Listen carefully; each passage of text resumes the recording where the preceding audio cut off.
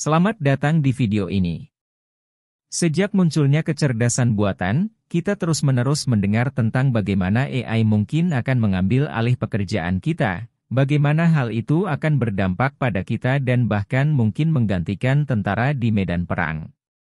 Bukan soal apakah atau kapan AI memasuki medan perang, AI telah memasuki medan perang, kita menyaksikan kehadirannya di perairan Ukraina, di Gaza oleh Israel, dan sekarang menjelajah ke zona konflik potensial seperti Laut Cina Selatan. Pertanyaan terbesar saat ini adalah apakah AI siap berperang hari ini?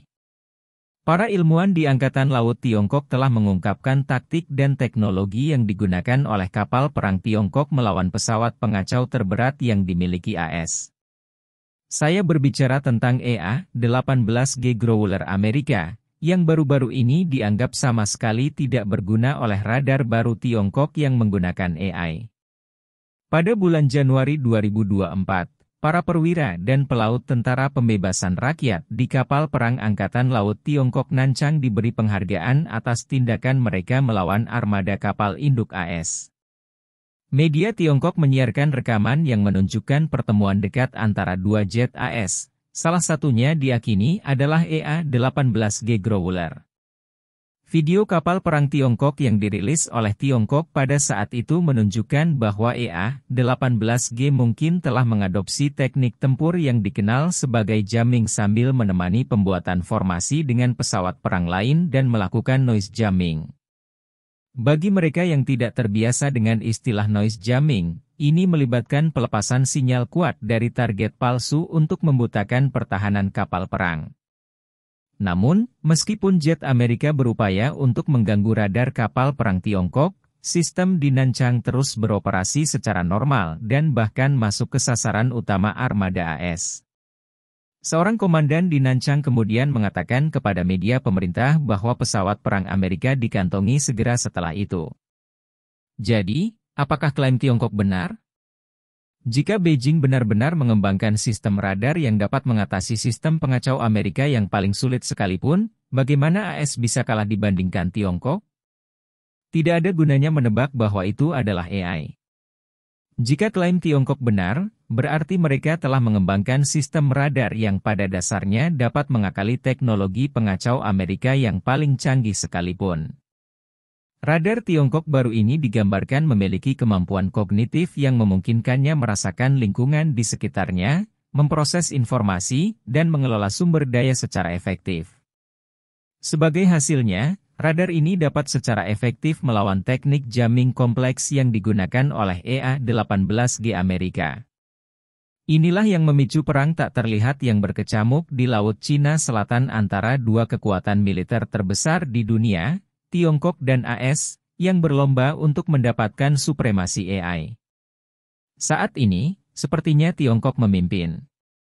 Bulan lalu, muncul laporan bahwa Tiongkok telah mengembangkan komandan AI pertama untuk simulasi perang. Komandan AI ini dirancang untuk mencerminkan kekuatan dan kelemahan manusia. Menurut South China Morning Post, komandan AI ini dikurung di laboratorium di Sekolah Operasi Gabungan Universitas Pertahanan Nasional di Provinsi He. Menurut penciptanya, AI telah terlibat dalam permainan perang komputer skala besar untuk Tentara Pembebasan Rakyat. Lebih dari itu, Tiongkok juga telah membawa AI ke angkasa.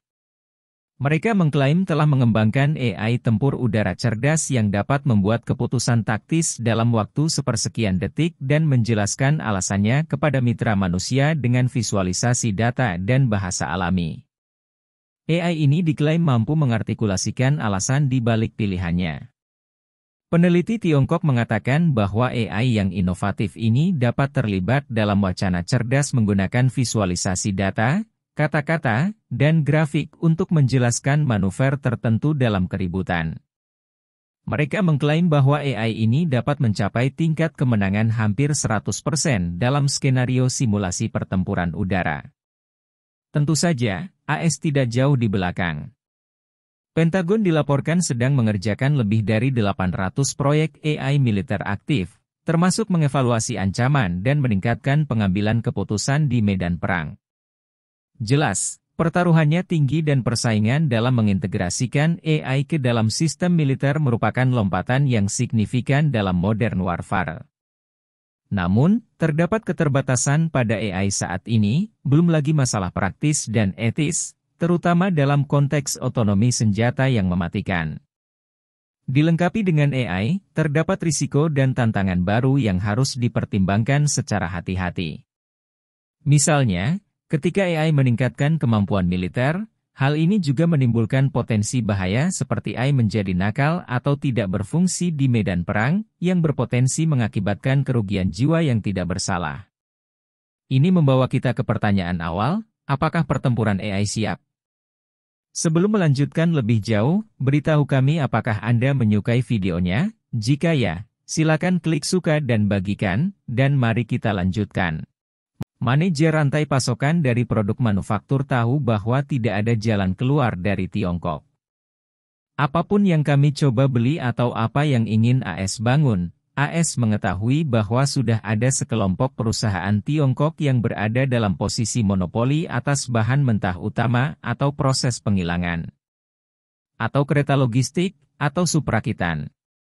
Jika manajer rantai pasokan diberitahu bahwa kita harus mengeluarkan Tiongkok dari rantai tersebut, itu berarti biaya kita akan meningkat dan masalah bahan mentah masih belum dapat diatasi.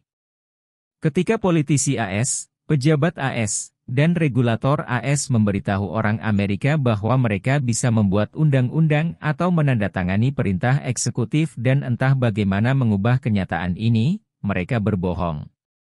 Di Amerika Serikat, AS punya 2 calon presiden dan keduanya memberitahu masyarakatnya bahwa mereka akan menghilangkan ketergantungan mereka pada Tiongkok untuk menjadi pabrik hampir semua barang yang kita beli. JASSM adalah rudal jelajah, JDAM adalah amunisi serangan langsung gabungan, berikutnya adalah rudal anti kapal jarak jauh, kemudian Tomahawk yang merupakan rudal serangan darat. AS punya rudal angkatan udara dan angkatan laut semuanya di sini. Jadi kita melihat bahwa Lockheed Martin adalah kontraktor utama untuk JASSM dan rudal anti kapal. Kemudian datang subkontraktor untuk berbagai komponen, seperti tautan data, elektronik, propulsi umum, dan berapa banyak pemasok Tiongkok di sana untuk setiap komponen. Ada 6 perusahaan Tiongkok yang menyediakan komponen tautan data, sistem umum, dan komponen pengujian. Berikutnya di kolom itu ada 350 perusahaan Tiongkok yang membuat elektronik, dan semua kontraktor utama membeli dari sekelompok perusahaan Tiongkok ini. Jika Anda menjumlahkan semua perusahaan di sebelah kanan ini, ada lebih dari 1.500 perusahaan Tiongkok yang membuat suku cadang untuk sistem rudal AS. Ini adalah barang-barang yang dibeli oleh pemerintah AS sendiri. Apa itu semikonduktor? Perang tentang gagasannya adalah bahwa AS dapat menolak Tiongkok akses ke chip semikonduktor Amerika sehingga Tiongkok tidak dapat menggunakan chip AS dalam sistem senjata mereka. Itulah yang mereka katakan. Kenyataannya adalah kebalikannya. Chip Tiongkok itulah yang ada di sistem AS, semikonduktor Tiongkok dan platform militer penting kapal induk generasi terbaru. Masing-masing kelas Gerald Ford membutuhkan lebih dari 6.000 semikonduktor buatan Tiongkok. Ini semua adalah kapal angkatan laut. WASP adalah pengangkut helikopter yang digunakan dalam operasi amfibi dan membutuhkan lebih dari 6.000 semikonduktor Tiongkok untuk masing-masing kapal tersebut. Nimitz adalah kapal induk lain yang membutuhkan hampir 6.000 semikonduktor buatan Tiongkok untuk membuatnya berfungsi juga. Inilah peta jelek lainnya dan detailnya terlalu bagus untuk video. Jadi kami akan menautkan ke PDF dalam deskripsi dan Anda dapat membaca laporan dan dari mana asalnya. Dari rudal pembom B-2, Minuteman, dan kapal selam kelas Ohio.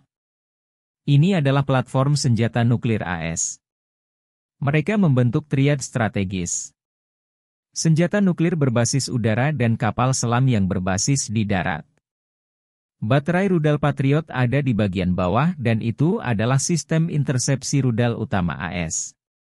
Bagian tengah dari grafik adalah pemasok resmi ke Departemen Pertahanan untuk sistem ini, dan di sebelah kanan adalah pemasok Tiongkok untuk semikonduktor. Ini hanya chip semikonduktor. Jangan lupa bahwa Tiongkok juga memiliki rantai pasokan monopoli untuk semua logam tanah jarang yang kami gunakan dalam sistem ini. AS tidak dapat membuat rudal Patriot, misalnya, tanpa lebih dari 60 perusahaan Tiongkok yang membuat semikonduktor untuk itu. Jika AS mensurvei 1.000 warga Amerika dan bertanya kepada mereka apakah Anda mendukung larangan ekspor semikonduktor Amerika yang dapat digunakan oleh militer Tiongkok, sekitar 100% dari orang-orang tersebut akan mengatakan ya. Semua orang akan mendukung gagasan bahwa AS tidak boleh mengizinkan Tiongkok mengakses barang-barang yang mereka perlukan untuk membuat senjata, tetapi kenyataannya adalah sebaliknya. Senjata AS lah yang tidak berfungsi kecuali AS memiliki semikonduktor tersebut. Jadi mari kita balikan situasi itu. Jika kita mensurvei warga Tiongkok dan bertanya kepada mereka apakah Anda mendukung larangan ekspor semikonduktor Tiongkok yang dapat digunakan oleh militer Amerika. Kami yakin 100% dari mereka akan menyetujui hal itu juga. Karena itulah kenyataannya. Tanpa tanah jarang, magnet, sistem propulsi, logam, material, elektronik, dan semikonduktor buatan Tiongkok. Pesawat pembom AS tidak bisa lepas landas, rudal kita tidak bisa terbang, dan kapal kita tidak bisa melayang. Pada tahun 2014 dan 2022, ketergantungan AS pada Tiongkok hanya untuk barang elektronik meningkat 7 kali lipat. Ketika uang kami tidak ada gunanya, Departemen Pertahanan perlu membuat senjata. Kami menghujani mereka dengan uang dan menyuruh mereka melakukan apapun yang diperlukan.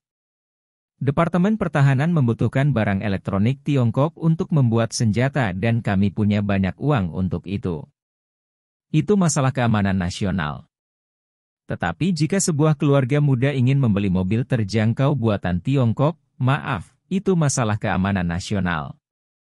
Tidak masalah bagi Raytheon, General Dynamics, dan Boeing untuk membeli apapun yang mereka perlukan dari Tiongkok, tetapi jika Anda ingin membeli sesuatu dengan baterai Tiongkok di dalamnya, pemerintah AS mengatakan tidak. Bagaimana pendapat Anda mengenai video ini? Jika Anda punya pendapat, silahkan tuliskan pendapat Anda pada bagian komentarnya. Dan jika Anda suka dengan video ini, silahkan klik like dan subscribe, dengan begitu kami akan membuat video lainnya untuk Anda semua. Terima kasih dan sekian dulu dan sampai jumpa di video berikutnya.